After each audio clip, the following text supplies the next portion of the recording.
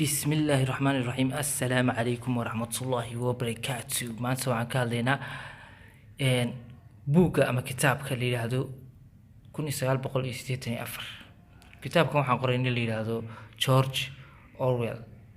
كتاب كان قري مركمل عيسى على جورج أورويل لم يداد لكن على هذا إريك آرثر بيك كل شيء دلك هندية مركتاب كم على قري كوني سؤال بقول أفر تمييدي ninkaasi waxa kale oo qoray kitaab la yiraahdo kato masraf alxayawaan waxa ku wada maqani laakiin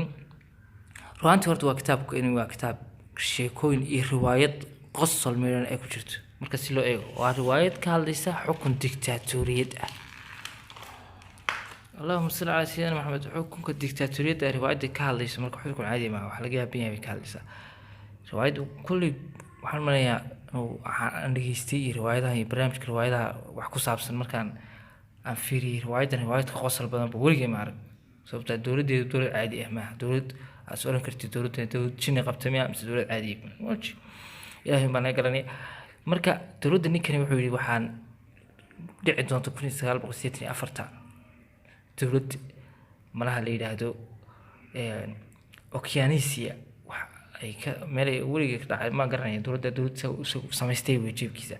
marka dawladdan waxay ku haysaa adduunka oo dhan oo markaa ka jirto saddex dawladood awood waaweyn saddex dawladood ayaa mid ku noqday marka dawladdaasi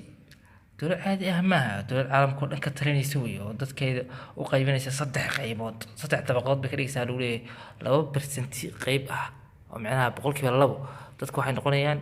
xukunka haya dadka sharafka ah waxaweye karaamada ee talada loo dhiibto 3% waxay noqonayaan xisbiga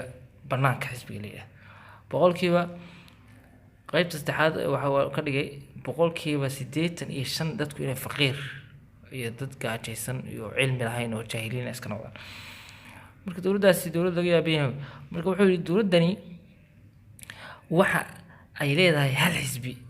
xisbigeedana waxa leeyahay midowga Ingiriiska xisbiga dawladdan marka George Orwell nin la yiraahdo asaga iska dhigay mogta oo loo yaqaan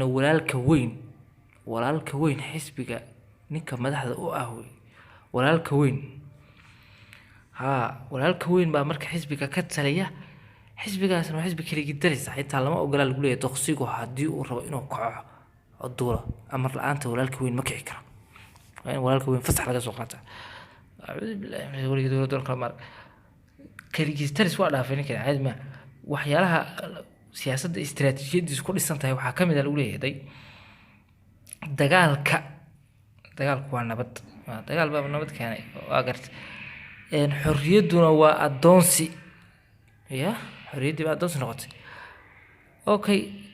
dagaalku marka dib nabad noqday xorriyadina adoonsi noqotay istiraatiijiyada waaweyn dawladdu leedahay dawlad caadi ma aha jaahilnimaduna waa xoog baa lagu leeyahay ninkani marka xukunkiisa wuxuu ku leeyahay xukunka waqtiga hore aad xukuntaa hadda xilli hore wax xukuntay waaga dambe aad xukunka heli doono dhaxal aad yeelan doona wasaaradaha waxa kamid ah wasaaradda ugu caalamisan ee meeshan ka dhisan dawladda caadi ma aha laakiin wasaaradda ugu qatarsan waa wasaaradda xaqiiqada wasaaradda la dagaalanka Soomaaliya ma jiray wasaaradda xaqiiqada wax alla wixii war xaqiiqa wasaaraddaas ka shaqeynaysa waxay diidan tahay baa lagu leeyahay wasaaraddaas in wax xaqiiqa laga hadlaba si xaqiiqada ku noqotay marka hadii xaqiiqada ka soo reed wasaaradda kale wasaaradda jacaylka waxa weeyaan wasaarad ku saabsan jacaylka caadiga ninka naagta iyo waxa weeyaan hooyada iyo aad wax u qabtay ma waa wasaarad aad cadaabka iyo dhibka dawladdaasi dadka ku haysa darteed baa waxa u codsanaysa fadlan idilay weey dhimashada jeclaanaya wasaaradda nabadda hubka iyo waxa soo sameeyay kadibna waxay adduunka u dhanka dhigaysaa wada dagaal kadib nabadgelyo xagee jirtaa wasaaradda iyada u qaabilsan dadka in dagaal ku faafiso iyo wasaaradda deeqda dadka inta lacagta ka xareysato iyo waxay rabtaa wasaaraddaasi in dadku baahi isaga dhintaan weligeey ma arag wax dawladdan oo kale a'uudu billahi minash dawladda marka soo qayb gal lahayd ku soo dhawaada mar labaad salaamu calaykum waraxmatullaahi wabarakaatuh